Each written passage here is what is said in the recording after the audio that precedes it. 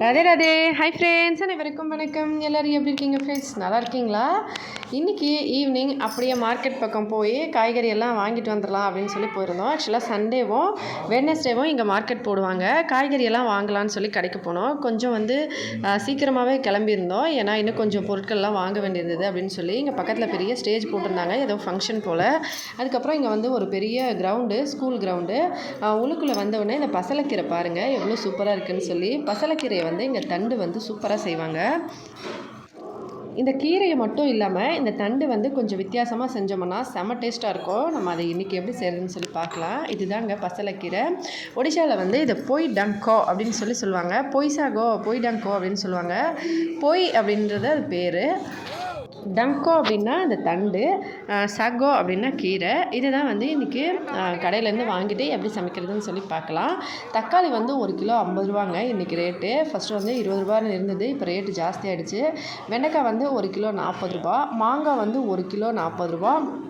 எல்லாமே இப்போ மாங்காய் புதுசாக வந்திருக்கு அப்படின்றதுனால 40 ரூபா போல். அதுக்கப்புறமா கொஞ்சம் கொஞ்சமாக எல்லா பொருட்களும் வாங்கிக்கிட்டோம் கடைக்கு தேவையானது. சாம்பாரில் மாங்காய் போட்டு சாப்பிட்டா செம்ம டேஸ்ட்டாக இருக்கும். ஆனால் இங்கே யாரும் மாங்காய் போட்டு சாப்பிட மாட்டாங்க. சரி, நம்ம சட்னி செஞ்சு அரைச்சி சாப்பிட்டுக்கலாம் அப்படின்னு சொல்லிட்டு வாங்கிட்டு இருந்தோம். அதுக்கப்புறம் கொஞ்சம் திங்ஸ்லாம் வாங்கிட்டு கடையிலேருந்து தேவையான பொருட்கள் எல்லாம் எப்படியோ 2-3 நாளைக்கு தேவையான பொருள் தான் வாங்குவோம். புதன்கிழமை வரணும். ஏன்னா கடை இப்போதைக்கு ரொம்ப கம்மியாக தான் சேல்ஸ் ஆகுது. அதனால் எதுக்கு எல்லாத்தையும் ரொம்ப அதிகமாக வாங்கி வைக்கணும் அப்படின்னு சொல்லிட்டு கொஞ்சம் கொஞ்சமாக வாங்கிக்கிறது. அதுக்கப்புறம் கத்திரிக்காய், முருங்கைக்காய், இந்த தண்டு எல்லாம் வாங்கியாச்சு. அதோட நம்ம கீரையை மட்டும்தான் சமைச்சிருப்போம். கூட்டு, பொரியல் இந்த மாதிரி பலவிதமாக செஞ்சுருப்போம்.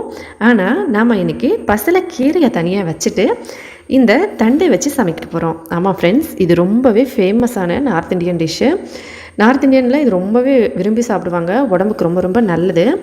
இது இப்படி தான் இருக்கும் பார்க்குறதுக்கு. ஒன்று ரெட் கலரில் இருக்கும், ஒன்று இந்த மாதிரி க்ரீன் கலரில் இருக்கும். இது கீரை. நம்ம இன்னொரு டிஷ் செய்கிறதுக்காக இதை தனியாக எடுத்து வச்சுக்கலாம். இந்த மாதிரி கீரை எல்லாத்தையும் இப்படி உடச்சி எடுத்து வச்சுக்கணும். கீரை நல்லா இருக்கிறத வச்சு நம்ம கட் பண்ணி பொரியலோ இல்லை கூட்டோ இல்லை சாம்பார் எது வேணாலும் செஞ்சுக்கலாம். இந்த தண்டு நினைக்க போகிறோம். ரொம்பவே டேஸ்ட்டாக இருக்கும். அதோட இந்த தண்டு சாப்பிட்றதுக்கு முருங்கைக்காய் போலவே இருக்கும். முருங்கைக்காய் மென்று எப்படி தொக்கு வருமோ அந்த மாதிரி இதுவும் வரும். ரொம்பவே டேஸ்ட்டாக இருக்கும். உடம்புக்கு ரொம்ப ரொம்ப நல்லது. இதை எப்படி சமைக்கிறதுன்னு சொல்லி நம்ம இந்த வீடியோவில் பார்க்கலாம். நீங்கள் இது வரைக்கும் ட்ரை பண்ணியிருக்க மாட்டீங்க. ரொம்பவே புதுசாக இருக்கும். கண்டிப்பாக ஒரு தடவையாச்சும் ட்ரை பண்ணி பாருங்கள். அதுக்கப்புறம் நீங்கள் எப்போவுமே பசலைக்கீரை செஞ்சால் இந்த தண்டையும் சமைக்க ஆரம்பிச்சிருவீங்க. இப்போ இந்த தண்டை எடுத்துக்கலாம். கீரையை நம்ம எடுத்து தனியாக வச்சிடலாம். கீரையை நான் கூட்டு செய்கிறதுக்காக வச்சுக்க போகிறேன். இந்த தண்டு மட்டும் இப்போ பொரியல் செய்ய போகிறேன். இதை இப்படி எடுத்து வச்சுக்கலாம் ஓரமாக. இந்த தண்டை இந்த மாதிரி கட் பண்ணணும். அப்படியே இதை கட் பண்ணுறது எல்லாமே முருங்கைக்காய் போலவே இருக்கும். இப்படி கட் பண்ணி ஒரு பக்கம் இழுத்துட்டு இந்த தோலை இப்படி நம்ம எப்படி முருங்கைக்காய் கட் பண்ணுவோமோ அதே போல் இப்படி எடுத்துக்கலாம். பாருங்கள், இந்த மாதிரி தோல் வரும். இதே போல் எல்லாம் நம்ம சுற்றியும் செஞ்சுக்கணும். நம்ம கீரையை உடச்ச இடத்துல கொஞ்சம் கனமாக இருக்கும் இல்லைங்களா, அதையும் கட் பண்ணிடணும். இந்த மாதிரி எல்லாத்தையும் கட் பண்ணிவிட்டு தோலை நம்ம முருங்கைக்காயில் எப்படி உரிப்போமோ அதே போல் உரிச்சிடணும். இந்த மாதிரி நான் இன்னும் கொஞ்சம் கட் பண்ணி காட்டுறேன். அந்த தோல் சுத்தமாக இல்லாத மாதிரி பார்த்துக்கோங்க. அப்படியே நம்ம முருங்கைக்காயில் கொஞ்சம் தோல் இருந்தால் பரவாயில்ல அப்படின்னு சொல்லி போட்டுருவோம். ஆனால் நம்ம அப்படியே இதில் நல்ல தோலை உரிச்சிடணும்.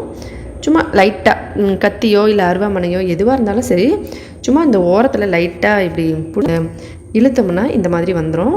அதுக்கப்புறம் இப்படி இழுத்துடலாம். கத்தியை ஓரத்தில் சும்மா அப்படி கொஞ்சமாக இப்படி போட்டோம்னா அந்த தோல் வந்துடும்.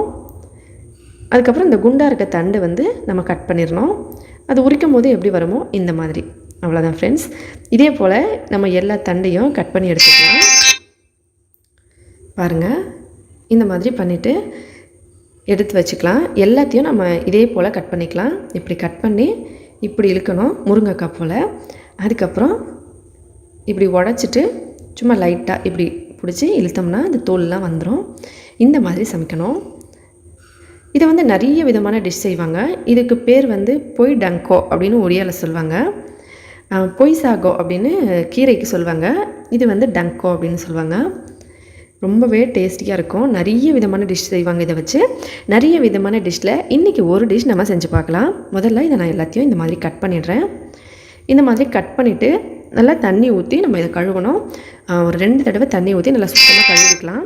அதோடு கூடவே கொஞ்சம் இந்த மாதிரி நல்லா சுத்தமாக கழுவி எடுத்துக்கணும். கூடவே ஒரு 2 உருளைக்கிழங்கையும் நல்லா சுத்தமாக கழுவி இந்த மாதிரி கொஞ்சம் பெரிய பெரிய சைஸில் கட் பண்ணி வச்சுருக்கேன். எல்லாத்தையும் நல்லா கழுவியாச்சு. இப்போ கடாயில் ஒரு 2 ஸ்பூன் எண்ணெய் ஊற்றி நல்லா சூடு பண்ணிக்கலாம். எண்ணெய் நல்லா சூடான உடனே இதில் கடுகு, சீரகம், வெந்தயம் நீங்கள் எப்போவும் தாளிப்புக்கு என்னென்ன சேர்ப்பீங்களோ அதை சேர்த்துக்கோங்க.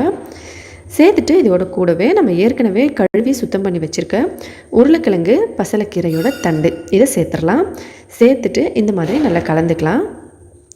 கலந்துட்டு கூடவே கொஞ்சம் உப்பு, மஞ்சத்தூள் சேர்த்து இன்னொரு தடவை நல்லா கலந்து விட்டுறலாம். மஞ்சத்தூளும் உப்பும் எல்லா பக்கமும் படுற மாதிரி இப்படி நல்லா கலந்துடலாம். கலந்துட்டு இதை நம்ம தட்டு போட்டு மூடி கொஞ்சம் நேரம் ஸ்லோ ஃப்ளேமில் வச்சு வேக வைக்கலாம். ஒரு 3 நிமிஷம் போல் ஸ்லோவான மீடியம் ஃப்ளேமில் வச்சு நம்ம இதை வேக வைக்கலாம். நல்லா வேகட்டும். இப்போ கொஞ்ச நேரம் ஆயிருக்கு. நம்ம திறந்து பார்க்கலாம். இது வேகிறதுக்குள்ளேயே நம்ம ஒரு மசாலாவையும் ரெடி பண்ணிக்கலாம். இந்த மசாலா நம்ம ஏற்கனவே நம்ம சேனலில் அப்லோட் பண்ண மசாலா தான். எந்த அதிகமான பொருட்டும் இல்லைங்க. 1 ஸ்பூன் சீரகம், 1 ஸ்பூன் கடுகு, பாதி அளவுக்கு வெங்காயம், ஒரு 4 பல்லு பூண்டு, ஒரு சின்ன துண்டு இஞ்சி. இந்த மசாலாவை நம்ம இதோட கூட சேர்க்க போகிறோம். இந்த பேஸ்ட்டு தான் அது. இதை சேர்த்துட்டு நல்லா கலந்துக்கலாம். இந்த மசாலாவை ஏற்கனவே நம்ம சேனலில் நிறைய அப்லோட் பண்ணியிருக்கோம். அதனால தான் நான் அப்படியே டேரெக்டாக இதை அப்படியே காமிச்சிட்டேன், அரைக்கும் போது காமிக்காமல். இதையும் ஊற்றிட்டு இப்போ நல்லா கலந்துக்கலாம். கொஞ்சமாக தண்ணி ஊற்றிட்டு கலந்துக்கலாம். காய்கறி வேகிறதுக்கான கொஞ்சம் தண்ணி ஊற்றியாச்சு. இப்போ இதை இந்த மாதிரி நல்லா கலந்துக்கலாம். இப்படி நல்லா கலந்துட்டு இப்போ இதை வேக வைக்கலாம் கொஞ்சம் நேரத்துக்கு.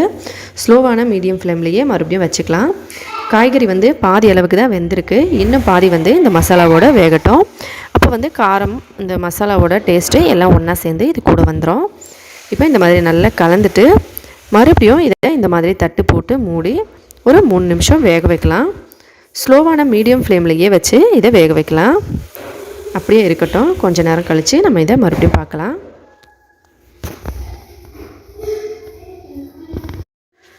இன்னும் கொஞ்சம் நேரம் ஆயிருக்கு. இது நல்லா வெந்துருச்சு.